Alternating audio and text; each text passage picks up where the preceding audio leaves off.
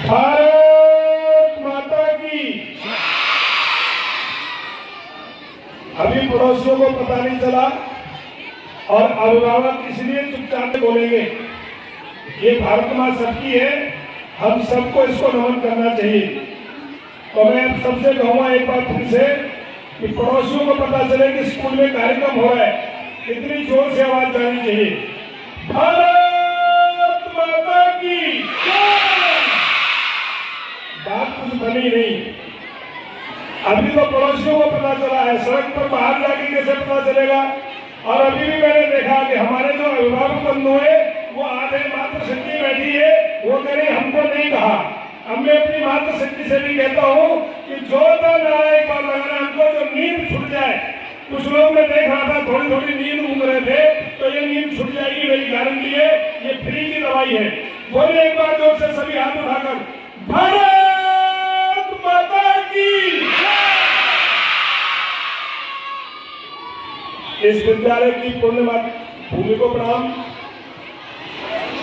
मां सरस्वती को प्रणाम, इस मंच पर बैठे वरिष्ठ जनों को प्रणाम। इस विद्यालय की जो व्यवस्था है जिसमें आचार्य बंधु, उन सभी को प्रणाम। अभिभावक बंधु जो आए हैं सभी बंधुओं को प्रणाम, सभी भगिनियों को प्रणाम। मेरे प्यारे बच्चों को बहुत बहुत आशीर्वाद। मैं आज शामली भाई साहब की बहुत थोड़ी सी सूचना पर कल ही मुझे कहा गया, मैं नोएडा में था, इन्होंने कल 10 बजे आना है। तो मैंने बहुत भाग दौड़ करके 10 बजे आने की कोशिश की। मैंने से कहा था मैं 10 तक आ जाऊंगा, लेकिन फिर भी बाहर की व्यवस्थाएं थोड़ी कमजोर है, थोड़ा ट्रैफिक जाम होने में मैं 10:20 पर यहाँ पहुंच पाया। मैं कोशिश करता हूँ कहीं 10 बजे जाना है तो वहाँ पौने 10 बजे जाया जाए। मैं जिस तरह की बात आप लोगों से करूंगा और मैं करना चाहता हूँ और हर जगह जाकर करता हूँ, वो थोड़ी और नेताओं से फिर नहीं, क्योंकि मैं अपने आप को नेता नहीं मानता। मैं अपने आप को एक संस्कारित समाज सेवक मानता हूँ। और मेरा मानना यह है कि अगर हमारे संस्कार अच्छे नहीं है, हम चाहे जितनी बड़ी शिक्षा ले लें, हम कुछ नहीं कर सकते, हमारा जीवन भी व्यर्थ हो जाता है। पुराने समय की शिक्षा व्यवस्था को हम देखते हैं, नैतिक शिक्षा और संस्कार के आधार पर हम ऐसे युग में पैदा हुए जहाँ राम और कृष्ण हमारे आराध्य रहे। वो भी गुरुकुल में पढ़े थे, वहां कोई इंग्लिश मीडियम नहीं था। अभी आदरणीय ऋषि बाल जी गए, यहाँ से बता रहे थे, मैं सेंट फिलिप्स में गया था, वहाँ पर 5200 बच्चे हैं। इस पूरे अलीगढ़ में देखेंगे तो 10 शाखाएं हैं, वो फादर भी थे, सारे कुछ लोग आए हुए थे। लेकिन मैं अपने स्कूल में देखूं ब्रिलियंट में, तो जितने बच्चों को मैं देखता हूँ उसके हिसाब से अगर अभिभावक देखूं तो मैं समझता हूँ 10% अभिभावक भी हमारे पास विद्यालय में नहीं, क्योंकि हमारे पास अपने बच्चों के लिए समय ही नहीं है।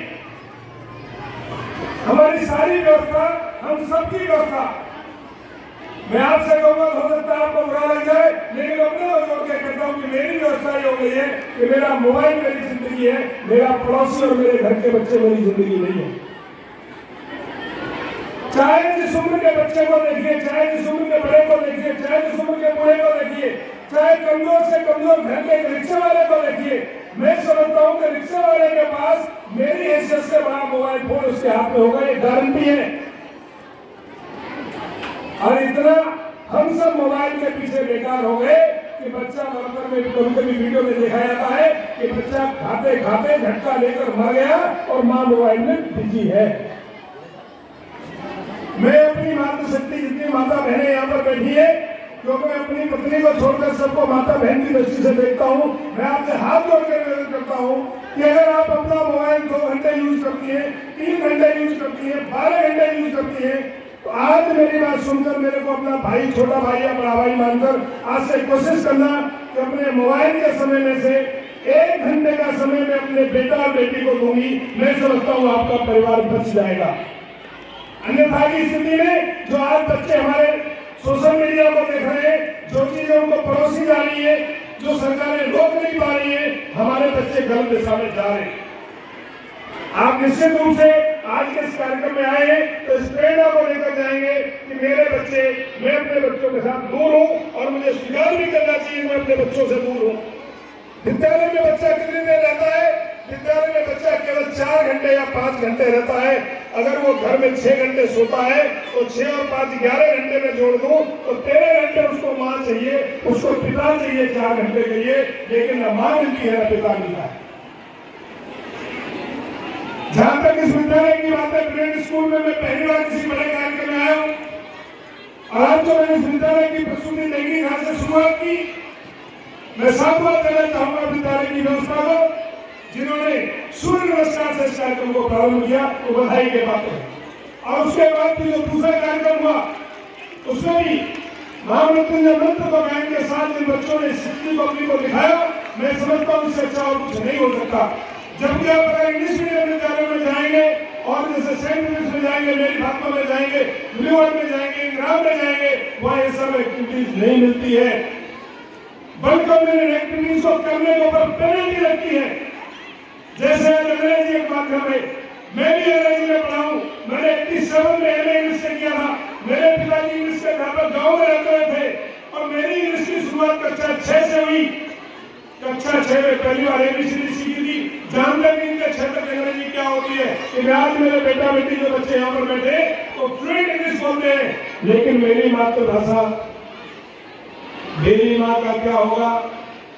आप पड़ोसी की माँ से प्यार करिए, आप पड़ोसी की माँ से इज्जत करिए, आप पड़ोसी की माँ को मानिए भी, लेकिन अपनी माँ को जो देना है वो हर किसी माँ को नहीं देना चाहिए। मैं सख्त इस बात का विरोधी हूँ। English medium, English school, English एक भाषा है, हमको सीखना चाहिए, पढ़ना चाहिए, लेकिन 24 घंटे अगर हम घर में जाकर भी सब मैडम ही हो गए और मम्मी को माताजी नहीं कह सकते और पिताजी को पिताजी नहीं कह सकते, हेलो डैड, हाय डैड, और मम्मी तो लास्ट ये, मम्मी तो लास्ट कोई बोलते, सब मैडम के सब विद्यालय में चलते हैं, लेकिन जो खुली शब्द में आनंद आता है वो किसी शब्द में आनंद नहीं आता। अगर मेरी बात गलत है तो आप लोग खड़े होकर बता दीजिए कि गलत। मैं विद्यालय प्रबंधन से उम्मीद करूंगा, अपेक्षा करूंगा, उनसे आग्रह करूंगा और उनको छोटे भाई की तरह आदेशित भी करूंगा कि इंग्लिश मीडियम पढ़ना समाज की आज मजबूरी है, लेकिन उसमें 1 घंटा नैतिक शिक्षा, चरित्र, संस्कार देना कोई किसी ने मना नहीं किया है, कोई सिलेबस में लिखा हुआ है कि आप अपने बच्चों के विद्यालय के विद्यार्थियों को आप संस्कार नहीं दे सकते, आप नैतिक शिक्षा नहीं दे सकते, ऐसा किसी भी सीबीएसई के सिलेबस में नहीं लिखा हुआ। लेकिन हम आज जो देख रहे हैं वो आज जो हमारी स्थिति समाज में जा रही है, हमारी बेटियां जिस दिशा से बाहर जा रही है, जिस तरह से नशा हमारे बीच में आ रहा है, छोटे छोटे बच्चे नशे के साथ भेजे जा रहे हैं और हम लोग से स्वीकार कर रहे हैं तो हम भी अपने बच्चों के साथ नहीं। मैं आपसे सभी से यही निवेदन करूंगा कि जितना ज्यादा से ज्यादा समय हम अपने बच्चों को दे पाएंगे उतना ही हम अपने परिवार को बचा पाएंगे। एक बात और मैंने कभी कभी सुना, हमारी बहन जी कहती है, हमारे भाई साहब कहते हैं, भैया क्या करूं, माने ना, मैं तो बहुत मना करूं लेकिन मानता नहीं है।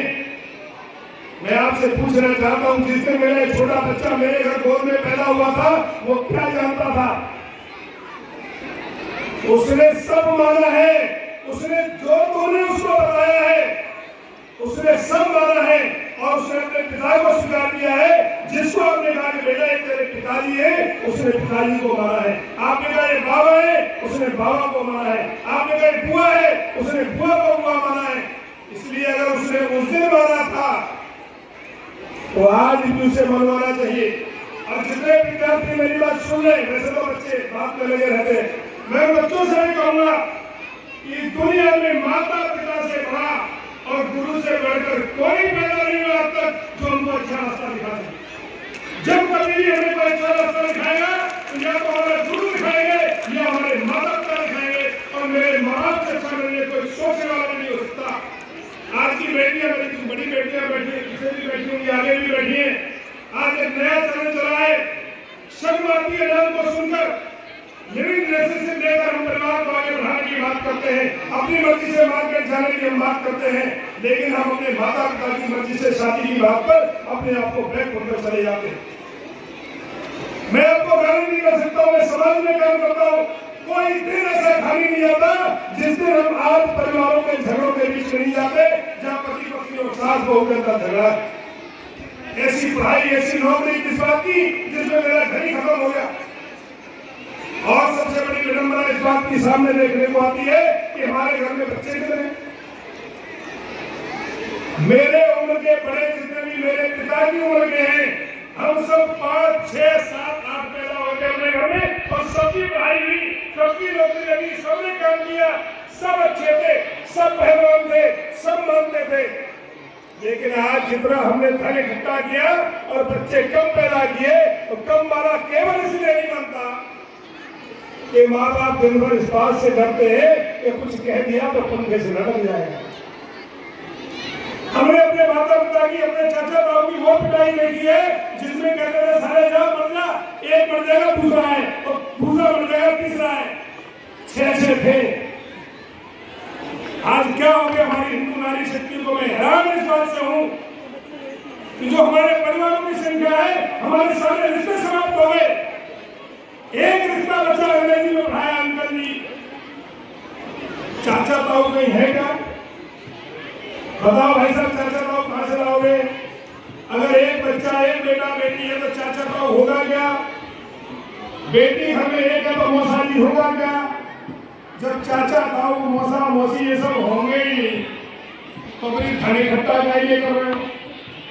अपने बच्चों को समझाओ कि नैतिक व्यवस्था से जाकर जो नौकरी यहाँ पर वो कर रहे हैं उस नौकरी को ईमानदारी से करें। आज चारों तरफ सुनने को मिलता है भैया बहुत भ्रष्टाचार है, रिश्वत चल रही है। आखिर वो रिश्वत ले कौन रहा है? कोई तहसीलदार, कोई लेखपाल, कोई एसडीएम, कोई आईएएस, कोई फलाना, कोई ढिमका, कोई और नौकरी वाला। तो जो रिश्वत ले रहा है वो किसका बेटा है? वो किसका भाई है? वो किसका पिता है?